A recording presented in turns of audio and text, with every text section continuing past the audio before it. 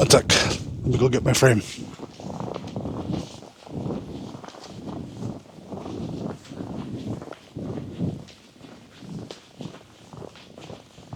So, yeah, this will be my first Vlogmas episode. I guess it could just be like an introduction or just kind of like a beginning, because it's been a crazy couple months. I haven't been able to do any work on the channel. It's all just been for the production company or just, life. Being a dad, it's pretty hectic, so just got priorities. But right now, I have space now again, so I'll be able to make content freely, edit, do whatever. Now that I got some more time, I'm gonna put some more, effort into the videos. But things have been pretty busy. We just got back from New Zealand.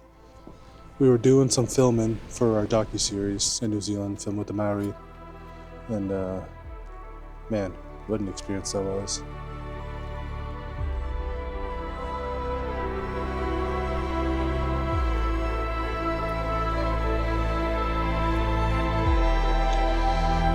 Alright, so it's obviously been a while since I've uploaded. I don't even know what I talked about outside because, well, it's snowing. Weather is a bit rough, so I was just trying to maybe do something out there. But I find I still struggle with talking to the camera in public, even if there's absolutely no one out there. I feel like someone's watching me. I don't know, but yeah. So it's been pretty busy. Like, life has been crazy. I know I mentioned that earlier, and we just got back from New Zealand. The trip was incredible. I kind of didn't know what to expect going there, and just tried to keep an open mind and capture as much as we could. Like I said before, it's a part of the docu-series that we're doing, and honestly, I just had a lot of fun. Like, I think the with the show that we're doing, it's so nuanced and layered because, like, I'm an Indigenous person filming a story about Indigenous languages, and I struggle with the same ideas of, like, losing my language and not being able to speak my language anymore.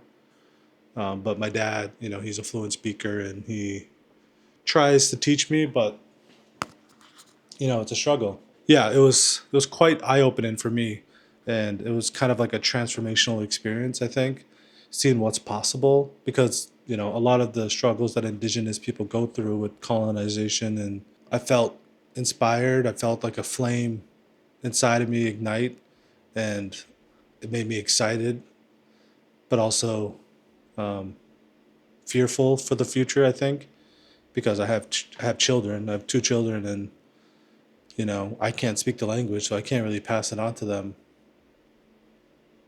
But seeing what they were doing over there, I felt hope, I guess, and it was just really cool. And then I got to go there with my dad, which was obviously amazing. Like, I never in my life would I have thought that I could bring someone or even myself to New Zealand or anywhere across the world, and let alone the country. Like, the past couple of years, my business partner and I, Nate, have been traveling the country and meeting amazing people. Like, the cool thing about being a filmmaker and doing this job is most of the time you're meeting people with really cool stories and really inspiring people. So I just, like, it's been so much fun. And then being able to take my dad with me to New Zealand. The only regret I have is not being able to take everyone that I could. Right? I wish my family was there. I wish my wife, my children. I wish they could have experienced that. And I think I will try to bring them in the future. The hospitality and the culture, just seeing it on full display. Because we were there for WIPSI as well, which is the World Indigenous Peoples Education Conference. It's one of the biggest conferences in the world, and they did such a good job there, that, like, it was hosted by AUT, so Auckland University of Technology. I'm not too familiar, but, like, we got to meet people who run the show, and just what they did to put on this amazing conference, because it is a conference. People don't, like, expect it to be, like a festival. So I think it was smart what they did. They had a festival and a conference like together. It was just like performances of Indigenous artists, and then you're outside. There's food everywhere, and the vendors selling their crafts, and it was just really cool. So like being able to see all these Indigenous cultures from around the world everywhere. And then also it was cool. Like I didn't realize how many Mi'kmaq people were going to be there. There was like felt like we were our own country. So it was cool that they represented and they showed up. Yeah, it was amazing, and just the experience itself. I'm just super grateful for it and being able to travel and do this kind of job. Like when I was a kid, I always wish I could travel the world or travel the country and you know just experience stuff, but I never thought it would be possible. I spent majority of my adult life in the military, so I feel so fresh to being an adult. It's kind of hard to explain unless you've been in the army, where it's like you're kind of told where to be, where to show up, how to dress, where to eat. You know what I mean? Like it's very much like you're an adult, but you treat it like a kid. And now I'm like living life and have my own business and raising a family. It's amazing. I'm just super grateful to be able to do this.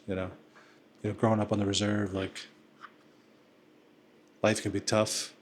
There's a lot of sadness and heartbreak on a reserve, but there's also a lot of love and support and community. I find growing up on a reservation or being from a reserve, like people like to have a negative opinion about it, and there is a lot of negativity, but there is a lot of positivity and a lot of you know great things about being from a community like that, and I'm super proud to be from where I'm from. But growing up, sometimes you don't see that. You're kind of stuck, and I think some of the best things that you could do as someone who may be growing up on a reserve or growing up in a community that may be isolated is to you know get out for a little bit, experience other cultures and the world. And regardless, this kind of like off topic, or not off topic, I guess I can talk about what I want. But yeah, like I'm just excited to get back into this and content creation again. And I don't want to talk anymore because I gotta edit this before 12 o'clock and put this out on YouTube so that it counts. So I'm gonna shut this off, and tomorrow, I don't know. I'm just trying to be consistent, try to upload something, even if it's just me driving. I don't know, but I'm gonna do this. 25 days. All right. Peace out.